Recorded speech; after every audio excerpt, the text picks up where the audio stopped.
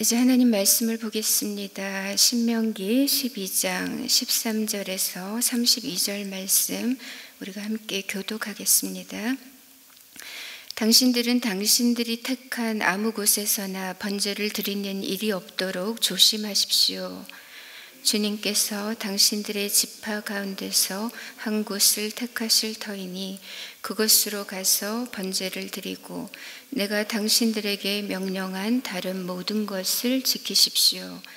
당신들은 주 하나님이 당신들에게 베풀어 주신 복을 따라서 마음에 내키는 대로 성 안 어디에서든지 짐승을 잡아먹을 수 있습니다. 정한 곳 사람이든지 부정을 탄 사람이든지 모두 다 노루나 사슴 고기를 먹듯이 잡은 짐승의 고기를 먹을 수 있습니다. 그러나 피는 먹지 못합니다. 물처럼 땅에 쏟아 버려야 합니다. 당신들이 11조로 바친 곡식과 포도주와 기름과 소와 양의 처음 난 것과 서원하고 드린 갖가지 서원 제물과 자원 제물과 높이 들어 바치는 곡식 제물은 성 안에서는 먹을 수 없습니다.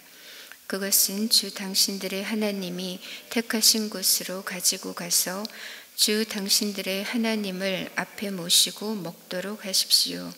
당신들과 당신들의 자녀와 남종과 여종과 성 안에 사는 레위 사람과 함께 먹고 주 당신들의 하나님 앞에서 높이 들어 바친 모든 것을 즐거워하십시오.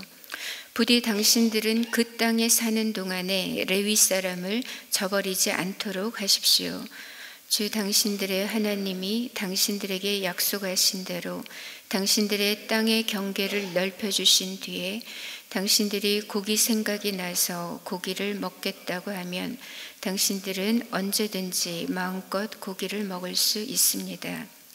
주 당신들의 하나님이 그의 이름을 두려고 택하신 곳이 당신들이 있는 곳에서 멀거든 내가 당신들에게 명한 대로 주님께서 당신들에게 주신 소나 양을 잡아서 당신들의 마음에 내키는 대로 성 안에서 먹도록 하십시오.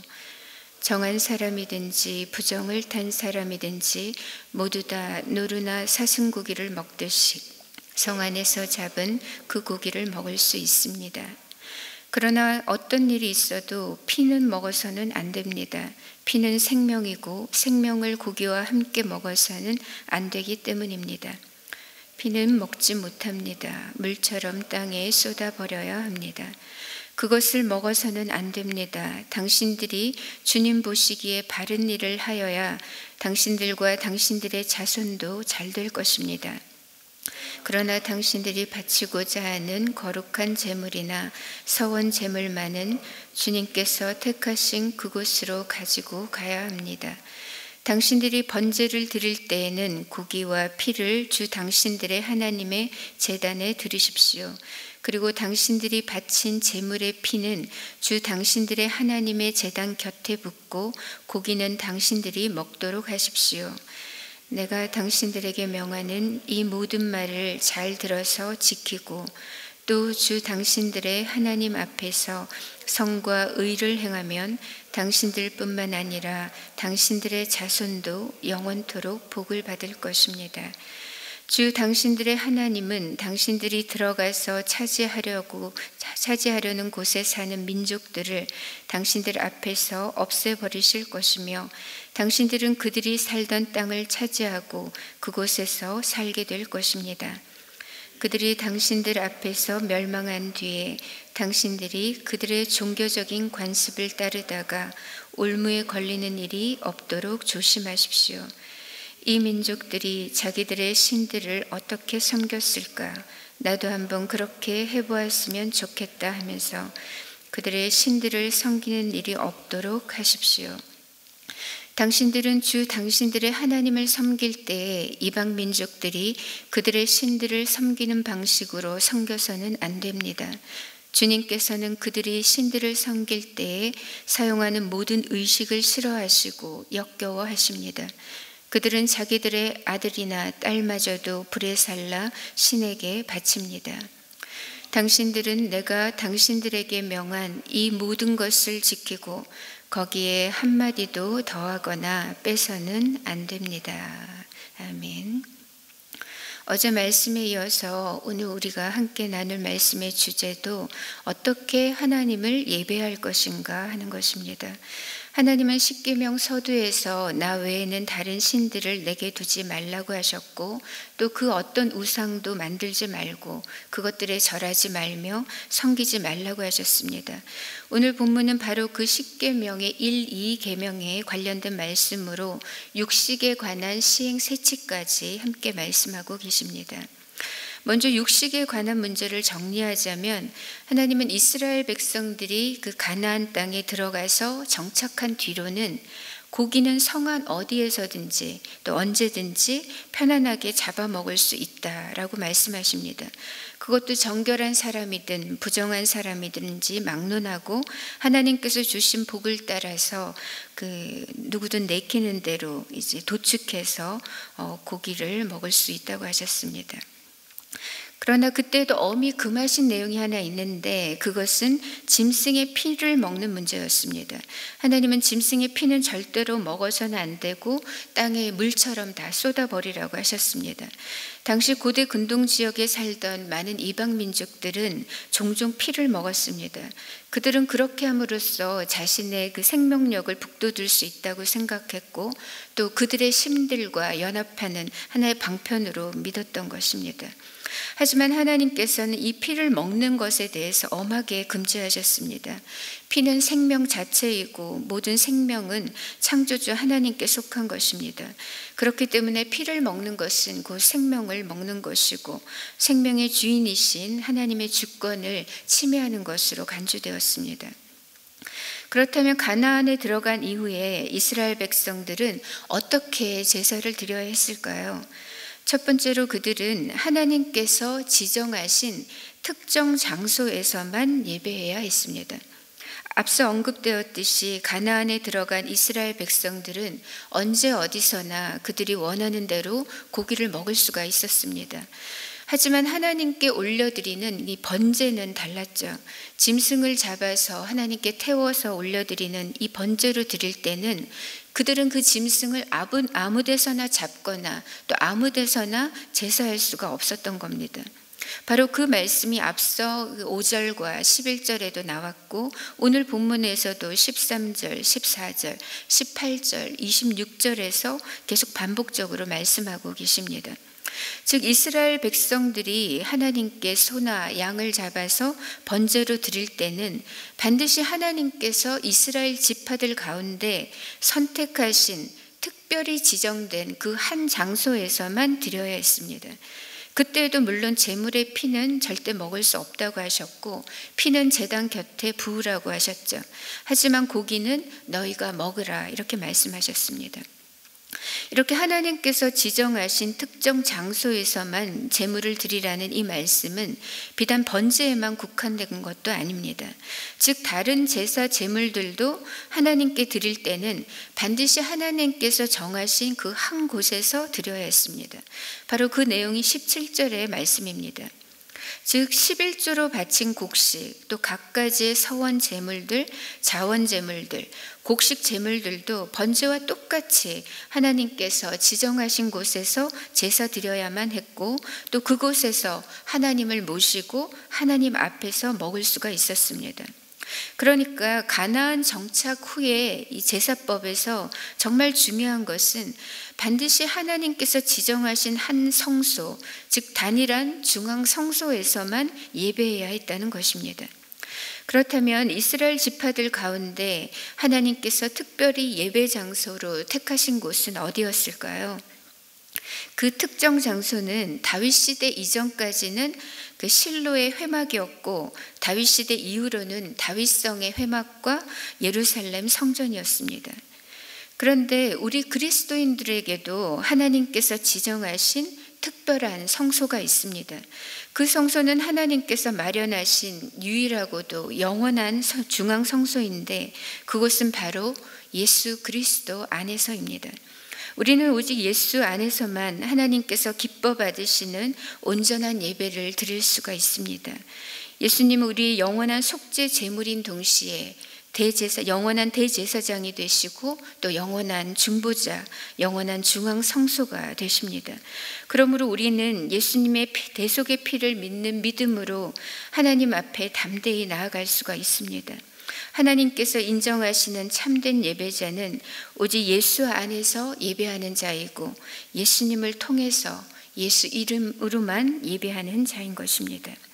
두 번째로 이스라엘 백성들은 예배를 드릴 때에 공동체와 함께 즐거워했습니다. 18절 말씀입니다.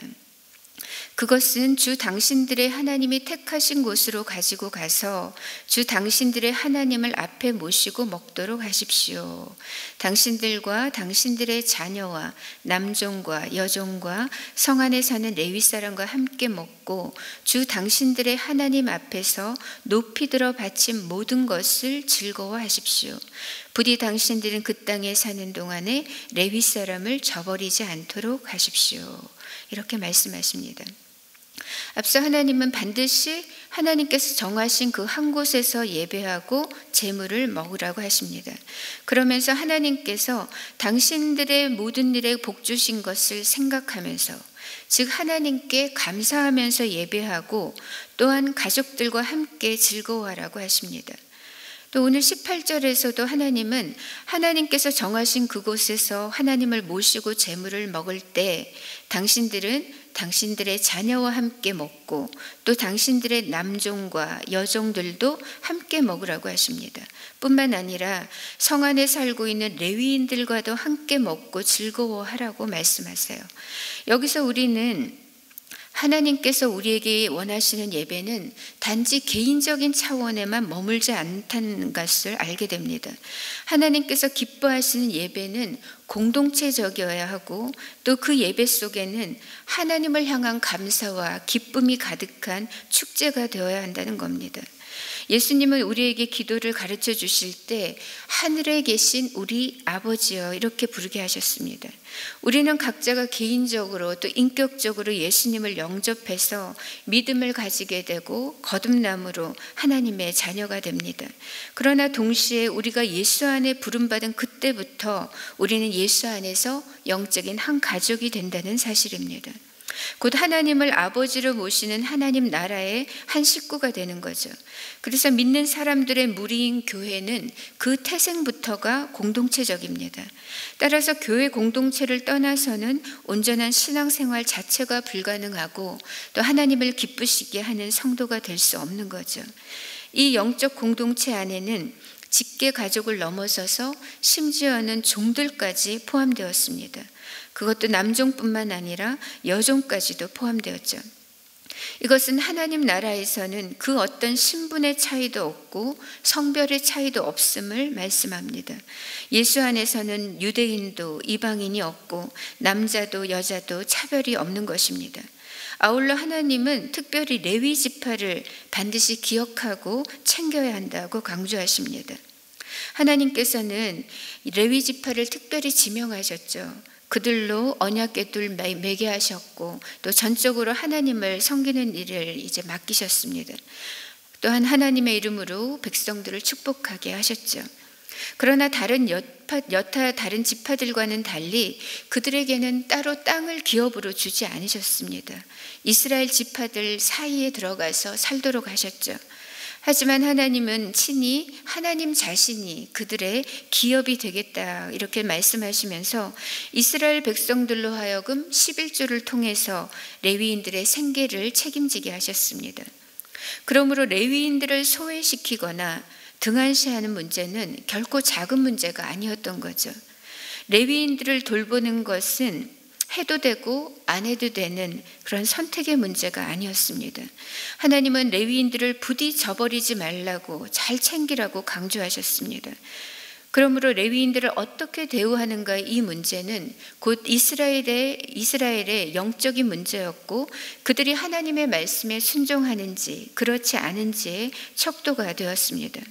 만약 이스라엘 백성들이 레위인들을 무시하고 등한시하고 생계를 책임지지 않는다면 그것은 곧 하나님의 말씀을 거역하는 처사가 되었던 것입니다.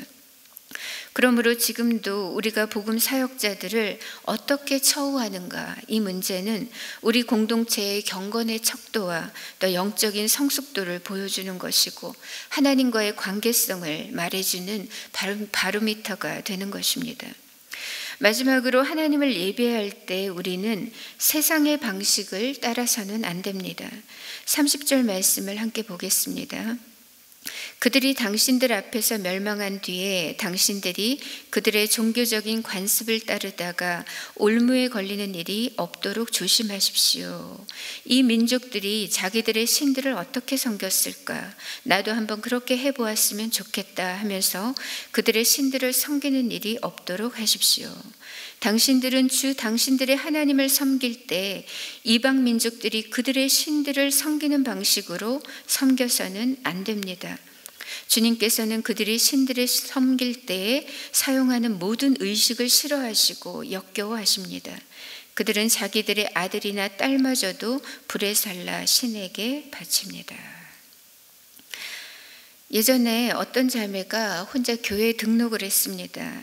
자녀들도 있었고 남편은 대기업을 다니고 있었습니다. 그렇지만 그때 그녀는 이혼이라는 그 위기의 벼랑 끝에 서 있었습니다.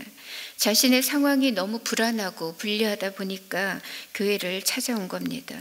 너무나 잘한 일이었죠. 그녀에겐 하나님의 은혜와 함께 그때 전문적인 상담과 약물 치료 등 총체적인 케어가 필요했습니다.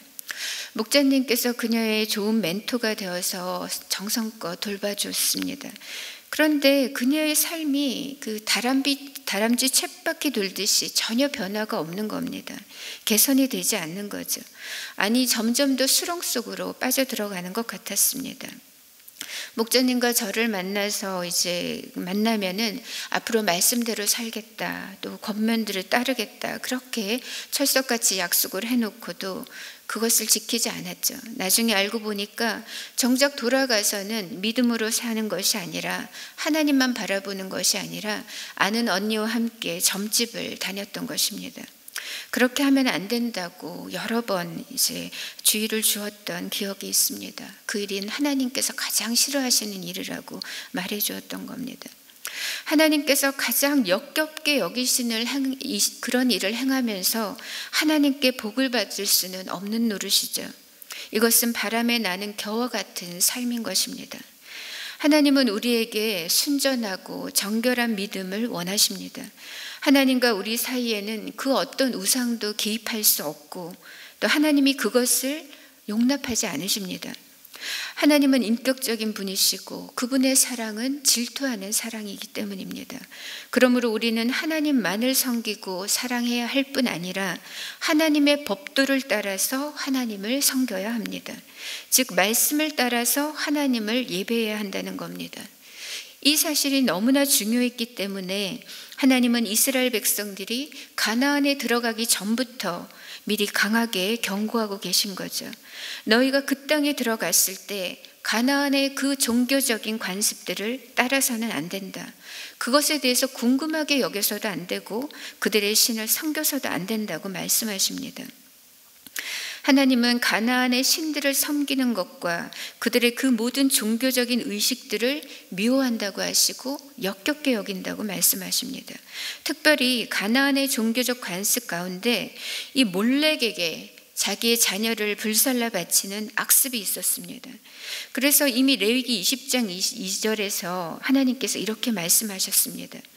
이스라엘 자손이든지 이스라엘에 거류하는 거류민이든지 그의 자식을 몰렉에게 주면 반드시 죽이되 그 지방 사람이 돌로 칠 것이요. 즉 누구든지 이스라엘 가운데 자기 자식을 몰렉에게 주면 하나님은 반드시 그를 돌로 쳐 죽이라고 말씀하셨습니다. 절대로 이방의 이 악습을 따라서 이 같은 악행을 이제 저지르지 말라 이렇게 하신 거죠. 그럼에도 불구하고 이런 끔찍한 일이 근절되지가 않았습니다. 그래서 우리가 알듯이 사사기의 그 입다에게서도 이런 문화가 발견되고 있고, 또 남유다의 16대 왕인 요시아의 그 개혁의 내용을 보면 몰렉에게 자녀를 불살라 드리는 것을 금하는 내용이 나오고 있습니다. 즉 이 악습이 근절되지 않은 채로 그 남유다 말기까지 이어졌다는 겁니다. 하나님께서 가장 미워하시는 일은 우상 숭배입니다. 또한 우상 숭배만큼 심각한 문제는 말씀이 아니라 세상의 방식을 따라 하나님을 섬기는 것입니다. 하나님을 섬길 때에는 하나님의 법대로 섬겨야 합니다. 말씀을 따라 하나님을 예배해야만 온전한 예배가 되고 하나님을 기쁘시게 하고 하나님을 영화롭게 하는 예배가 될 수 있습니다. 이제 말씀을 정리하겠습니다. 우리는 어떻게 하나님을 예배해야 할까요? 먼저 우리의 영원한 성소, 유일한 성소가 되시는 예수님 안에서 예수님을 통하여 또 예배해야 한다는 겁니다. 두 번째는 우리 교회 공동체와 함께 감사하고 즐거워하면서 예배해야 합니다. 마지막으로 우리는 세상의 방식이 아니라 오직 하나님의 법대로, 말씀대로 오직 하나님만을 예배해야 합니다. 이 시간 우리가 함께 기도하실 때 하나님께 먼저 감사의 기도를 드렸으면 좋겠습니다. 우리의 영원한 유일한 성소가 되시는 그 예수님을 우리에게 주심을 감사드립니다. 또 우리에게 은혜 샘물교회 공동체와 목장을 선물로 주셔서 감사합니다. 이렇게 기도하고 이 믿음의 공동체 안에서 함께 기쁨으로 하나님을 예배하고 하나님을 즐거이 누리게 하옵소서. 우리가 순전한 믿음으로 주 하나님만을 섬기되 세상의 관습과 세상의 방식이 아니라 오직 주님의 말씀을 따라 성령을 따라 예배하는 우리가 되게 하옵소서. 이렇게 기도하겠습니다.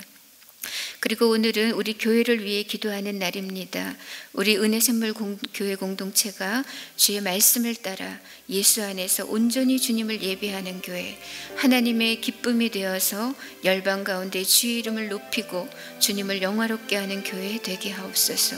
우리 목장들이 하나님의 사랑과 평안과 기도 응답의 기쁨을 누리게 하옵소서. 특별히 이번 주 토요일에 있는 목자 수련회의 은혜를 베풀어 주옵소서. 하나님의 사랑과 은혜와 하늘의 위로와 회복과 세임을 덧입혀 주옵소서. 이렇게 우리가 함께 기도하고 개인의 기도 제목으로 하나님 앞에 나아가겠습니다. 함께 기도하겠습니다.